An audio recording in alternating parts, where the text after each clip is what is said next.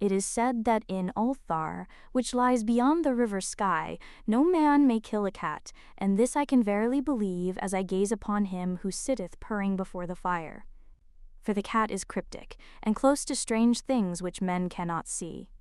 He is the soul of antique Egyptus, and bearer of tales from forgotten cities in Meroe and Ophir. He is the kin of the jungle's lords, and heir to the secrets of hoary and sinister Africa.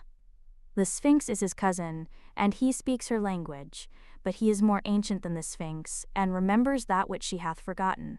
In Ulthar, before ever the burgesses forbade the killing of cats, there dwelt an old cotter and his wife who delighted to trap and slay the cats of their neighbors. Why they did this I know not, save that many hate the voice of the cat in the night, and take it ill that cats should run stealthily about yards and gardens at twilight. But whatever the reason, this old man and woman took pleasure in trapping and slaying every cat which came near to their hovel, and from some of the sounds heard after dark, many villagers fancied that the manner of slaying was exceedingly peculiar. But the villagers did not discuss such things with the old man and his wife, because of the habitual expression on the withered faces of the two, and because their cottage was so small and so darkly hidden under spreading oaks at the back of a neglected yard. In truth, much as the owners of cats hated these odd folk, they feared them more, and instead of berating them as brutal assassins, merely took care that no cherished pet or mouser should stray toward the remote hovel under the dark trees. When through some unavoidable oversight a cat was missed, and sounds heard after dark, the loser would lament impotently, or console himself by thanking fate that it was not one of his children who had thus vanished. For the people of Ulthar were simple, and knew not whence it is all cats first came. One day a caravan of strange wanderers from the south entered the narrow, cobbled streets of Ulthar. Dark wanderers they were, and unlike the other roving folk who passed through the village twice every year. In the marketplace they told fortunes for silver and bought gay beads from the merchants. What was the land of these wanderers none could tell, but it was seen that they were given to strange prayers, and that they had painted on the sides of their wagons strange figures with human bodies, and the heads of cats, hawks, rams, and lions. And the leader of the caravan wore a headdress with 2 horns, and a curious disc betwixt the horns. There was in this singular caravan a little boy with no father or mother, but only a tiny black kitten to cherish.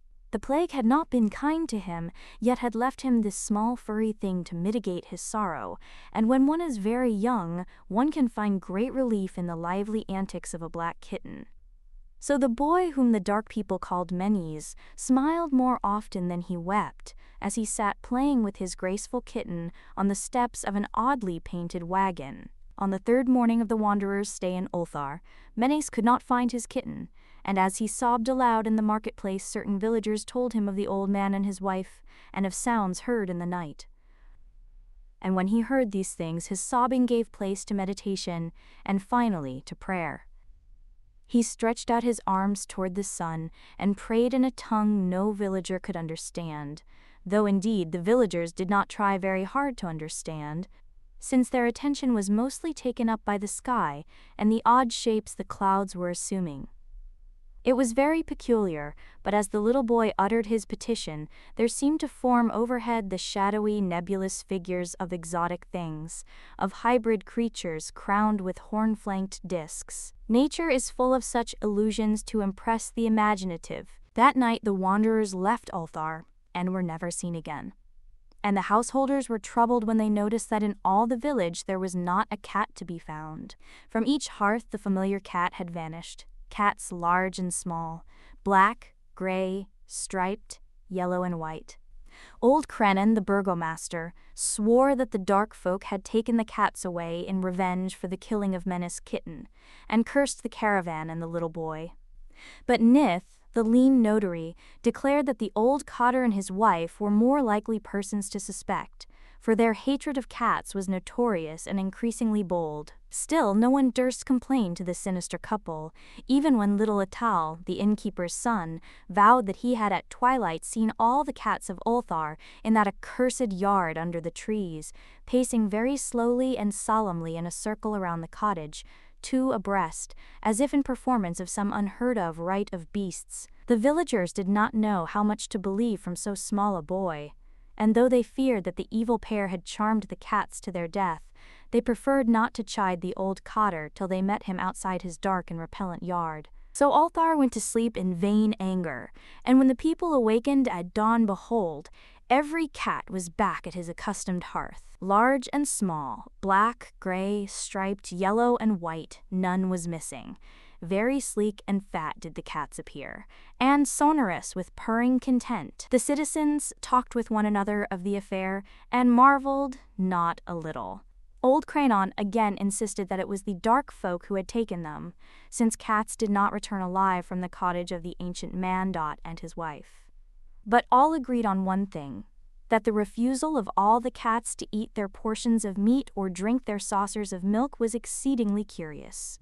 And for 2 whole days the sleek, lazy cats of Ulthar would touch no food, but only doze by the fire or in the sun. It was fully a week before the villagers noticed that no lights were appearing at dusk in the windows of the cottage under the trees. Then the lean Nith remarked that no one had seen the old man or his wife since the night the cats were away. In another week, the burgomaster decided to overcome his fears and call at the strangely silent dwelling as a matter of duty, though in so doing he was careful to take with him Shang the blacksmith and Thule, the cutter of stone, as witnesses. And when they had broken down the frail door, they found only this: 2 cleanly picked human skeletons on the earthen floor, and a number of singular beetles crawling in the shadowy corners. There was subsequently much talk among the burgesses of Ulthar. Zath, the coroner, disputed at length with Nith, the lean notary, and Cranon and Shang and Thule were overwhelmed with questions. Even little Atal, the innkeeper's son, was closely questioned and given a sweetmeat as reward. They talked of the old cotter and his wife, of the caravan of dark wanderers, of small Menes and his black kitten, of the prayer of Menes and of the sky during that prayer, of the doings of the cats on the night the caravan left, and of what was later found in the cottage under the dark trees in the repellent yard. And in the end, the burgesses passed that remarkable law, which is told of by traders in Hateg and discussed by travelers in Nir, namely that in Ulthar no man may kill a cat.